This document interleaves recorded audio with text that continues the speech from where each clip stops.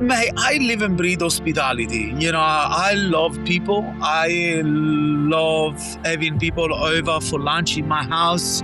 My way of doing hospitality, my way of doing restaurant is just that. I put my own touch on it.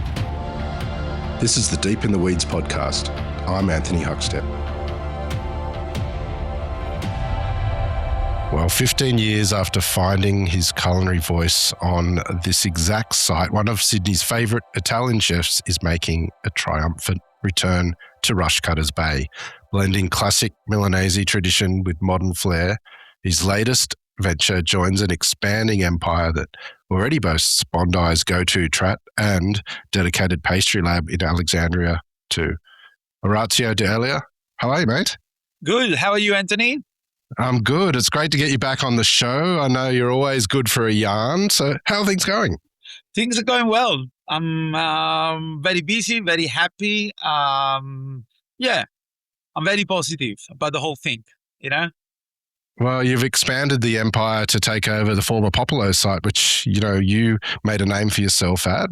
What's it been like opening the new restaurant? Look, it's been, it's life is like a wheel, sometimes it goes back to where you started sometimes. And coming back here, it was a bit of, it was fun. It was fun remembering some, things from the past. And and now that I'm in, I can't believe that, 15 years ago, this young skinny guy that was working in the kitchen, today I've got, all the responsibility in the world. And I'm happy that I'm going to write my own story today. Well, tell us about the decision to take the site. Were you actively looking for another site? Take us through that process. Look, I'll be very honest with you. After I did Bondi, after a couple of years, I was, it's always good to look around. And, a few people knew that I was looking around. And to be honest with you, I had my eyes on this one. I was flirting for a couple of years because they told me that the guy was going to leave. So I was like, look, put my hands up. If he goes, let me know. And that happened like 2 years ago. And then for a few years, sometimes you had a chat, it's happening, it's not happening. When the final call came last year in September, say, do you want to? It's a yes or no question. I'm like, hang on a second, mate, relax. And I said, I need to take this. And so I said, yeah, let's go. And got the place. Well, tell us about what you're doing there. And is there some dishes that you can tell us about that sort of exemplify the offering that you're doing? So the concept here, obviously being working in here and, and also being close to the city is very different from Bondi. I often say that Bondi is what Australia's made me a little bit to put, dishes on the menu that people love and blah, blah, blah. But this one is what I really wanted to bring from Italy, what it really is to be in Italy, the dishes in Italy, not changed. And the offering is a tour of the regions of Italy. When I was a young chef, I was privileged or lucky enough to work in different regions of Italy. And in those regions, I learned the cuisine of the region, but also I worked with the people from all over Italy, where, sometimes over an exchange of meals for staff meal, I would, eat whatever the dishes from they're from. And, and together you put together, all these things and come up with your own. And the food here reflects that, reflects my travels, reflects my connection, the place where I work, the family recipe, things that also sometimes people would not put on a menu, but you can find those recipes actually in a menu in a real trattoria in Italy, just outside the skirts of a big city. It could be Napoli, Milano, Florence, Bologna. And so I concentrate all of this and come up with that. Also, a real trattoria has family recipe. So I went out there and create my own andouillella, which is a mix of mortadella and nduja together. And we made our own salumi. I bought about 500 kilo of tomato 6 months ago to make my own passata. So we could serve a spaghetti with tomato passata made by me in the restaurant. and that reflects a little bit the concept of the real trattoria. When back in the days, a family will make things in a house for then sell it to their patrons. Like Italians always been famous for curing, aging, and preserving food they will use all over winter or to serve in their own restaurant. That's what I did here. From the pickled mushrooms, from the passata, the Duyella. I went to look at a farm where the beef that I used. It comes from the farm that I went to look at it. I've got other beef that I bought some beef myself. No one knows this, so I'll share with you. I bought 5 beefs, and at the moment they're getting fattened up in a farm down in the Southern Islands at my mate's place.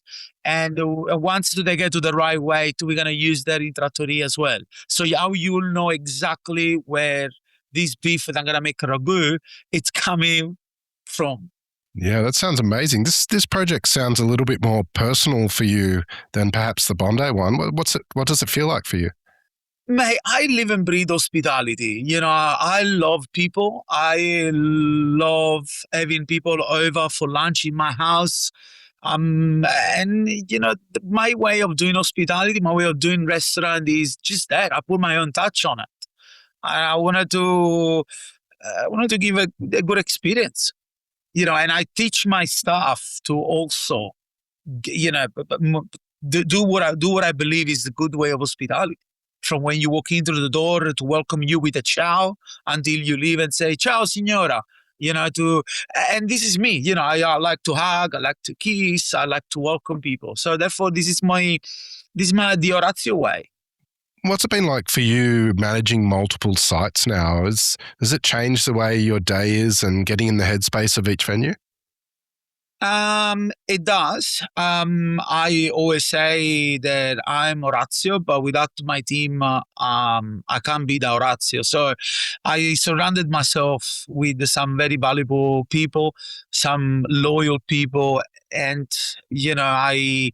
and that's what they give me the opportunity to run the 3 place. So yeah, as I said before, people are the most important things we have in our life. Without people, we are nothing. So these people that are with me, they give me the opportunity to be the Orazio. One of the really unique aspects of this little mini empire that you seem to be building here is the sort of dedicated pastry lab that you have in Alexandria that sort of feeds the restaurants as well with amazing pastries. Tell us a little bit about that and what you're doing there. So the pastry is, as everyone knows, is a project that I started a few years ago, and today I started with a different name. So now it's called. Then I rebranded after a year to the Orazio Pasticceria, and since then, since I sort of gained my name on that, it feels like it sort of started to grow and boom. And it started as an investment, but today it's becoming a bit of a passion for me. I'm getting to understand a lot more of, the desserts and how it works and how to mix cream and butter at a certain temperature to don't stuff it all up. It's very different from cooking. So, if you make a sauce a little bit salty, you can fix it. In pasticceria, if you do something wrong, it goes straight in the bin, so you got to be careful. But no, look, I was fortunate enough a few months ago to employ a guy that today is my head pastry chef, Andrea, and he's an unbelievable human being. He's really stuck by my side, and I've given him the key of the shop.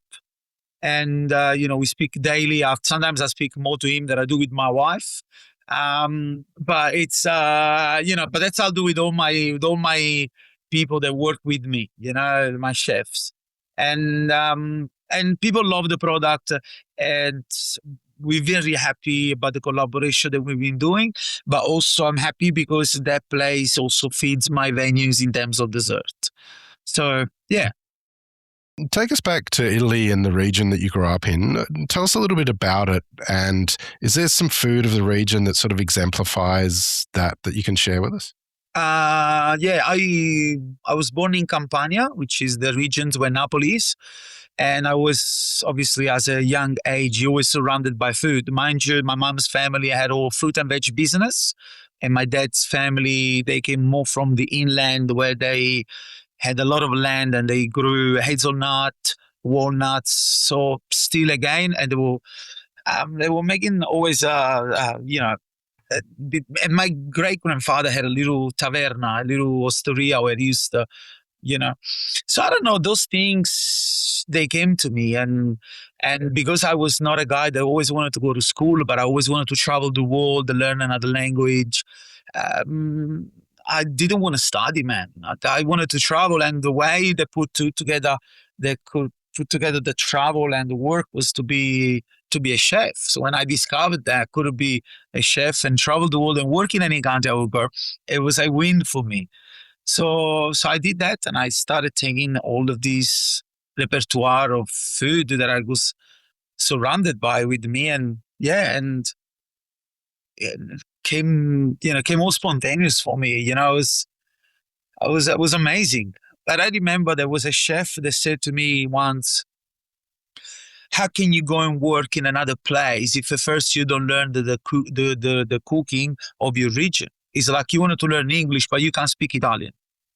And so I sort of stepped back and I said, okay, so stayed more in Napoli, learned more about the cuisine, and slowly, I start to go, in places around Italy and start to understand everything. Where today I put the food together, and trattoria reflects a little bit that, the food of the regions, the food of the childhood. We got a dish on the menu which I call the tortelli Milanese. It's basically it, it's the old school tortellini alla panna recipe, but then done in a different way, taking the idea from the ossobuco alla milanese. And so 1+1 make 2, and we made this dish. And so that's the beauty of being a chef, of traveling the world and having recipe from everywhere, because then now you'll be able to come up with your own ones. Italy's influence on Australian cuisine is pretty incredible, and it's also just changed dramatically since you've been here as well, and you've been a part of that change. Well, what's it like for you? Do you feel like that you have to represent Italy, or how is it that you feel sort of in Australia representing Italy and its cuisine? Is there an obligation that you feel? Look, I remember once with you, I said that there's a lot of there's probably better Italian restaurant in Australia than there are in Italy. And I still believe that every chef that has come to this country had brought a piece of Italy with them, and everyone is actually doing very well and amazing. And I look at all the other Italians, what they do, and I'm in love. And so every one of us, I believe, came to this country, wanted to bring something, wanted to show this country that look what I brought for you. You know, first of all, it's the I have a lot of respect for this city, for this country, and so for me, all these people that come and dine for me, I need to give the best experience. So therefore, the food that I want to cook is gonna be the best. And when they tell me, "Oh, we went to Italy, we had this or we had this," I say, "Don't worry, I'll cook for you as well, and I'll show you." And most of the time, I do a little bit of dining on request, especially with my private dining that I always do. I ask people, I say, "Look, if there's any dish in particular that you love to eat, please let me know. I'll be very happy to cook for you." And so, I, it makes me happy, gives me joy to see the other end of, the table laugh, smile, and be happy because I've cooked something delicious for them. Well, it's amazing what you're doing there for Italian cuisine in Sydney, and in the hospitality industry. Trying to find that work-life balance is always something that's talked about. You have a large family, and you also have a growing restaurant empire. How do you manage that sort of life-work balance and get the best out of both worlds? Um, Look, I love working. I love working is really, especially if you love what you do, it's easy. This morning before I came to work, I went to the kids' school because there was an open class thing. So I did 20 minutes in one class with the twins. Thank God I got twins. So instead of being three boys, three classes, like two classes. So went to see the twins for 20 minutes, went to see Matteo, my other kids, for 20 minutes. And now I'm at work, I'm with you, and I've got other meetings. Look, you gotta be focused. You got to be focused. You got to plan your day. When I'm on holiday, I'm on holiday. When I'm on holiday, I don't want to know anything. I've become very lazy, but when I'm on, I'm on. So I manage to, see the boys in the morning. I have breakfast with them, go to school, then I come to work, spend my day at work. At nighttime, sometimes the kids come with Holly at the restaurant, we have dinner together, and then I'll jump in the kitchen. And then when I go home at night, they're sleeping. So I have my, 10, 15, 20 minutes of watching a bit of TV, and then I go to bed. The years of being having big late night and, it's sort of finished because you got to be on in the morning, because of the kids. The kids may change everything, but I'm very happy with that. I'm very happy. As I said, I love what I do. I don't feel tired. We ran out of ragu on Saturday night. Sunday morning, I was in the kitchen at 6:30 and I put the ragu on. And when the chefs came, they said, "Chef, what are you doing here?" I said, "Man, I'm just, helping you." So you got to lead by example as well, I believe. It's really important. It's really important. It's really important that you show the people that you work with that you're the first one on the, when you go to work. You got to be there. You can't just send them. You got to go with them. You've created some really beautiful venues there in Sydney that's accessible to just about everyone. What is it that you hope guests take away from dining in your establishments? I hope they can take away, first of all, some beautiful memories, a beautiful experience, but also they can take away something, say, I felt like I was in Italy. Yeah. Someone said something once that we used for our motto and that we have in our bio on our Instagram page. If you can go to Italy, you go to the Orazio. And so we sort of rely on that. And as I said, we welcome people with the ciao. We speak Italian, and when they leave, we say arrivederci. It's those little Italian words. I think it's cute. I think it's what we really are, really. Plus, we say better in Italian than in English because of the accent. So why not? Well, it's amazing what you continue to do and an absolute joy to catch up with you again. Good luck with the new project and can't wait to see what you do from here. Thank you, mate. It's always nice to chat to you. We'll catch up again soon, so please keep in touch and we'll do just that. Grazie. Ciao. Ciao a tutti. Bye. This is the Deep in the Weeds podcast. I'm Anthony Huckstep. Stay tuned as we take a deep dive into the lives of the incredible people who ply their trade in the food and hospitality sector. Special thanks to executive producer Rob Locke for making this all happen. Follow us on Instagram at Deep in the Weeds Podcast or email us at podcast@deepintheweeds.com.au. Thanks to executive producer Rob Locke for making this all happen. Stay safe and be well.